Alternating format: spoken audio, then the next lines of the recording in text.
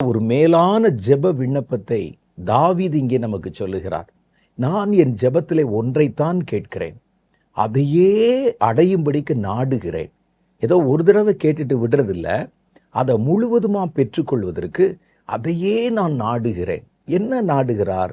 எதை தேடுகிறார்? எதை கேட்கிறார்னா, உம்முடைய ஆலயத்திலே தங்கியிருக்கணும், உங்க பிரசன்னத்துல நான் தங்கியிருக்கணும், உம்முடைய வார்த்தைகளை ஆராய்ச்சி செய்யணும், உம்முடைய மகிமையை நான் பார்க்கணும், என் வாழ்க்கை முழுவதிலும் பெரும்பகுதியான நேரம் உம்முடைய ஆலயத்திலே தங்கியிருப்பதையே நான் விரும்புவேன், அதுதான் என்னுடைய ஜெபமாக இருக்கிறது என்கிறார்.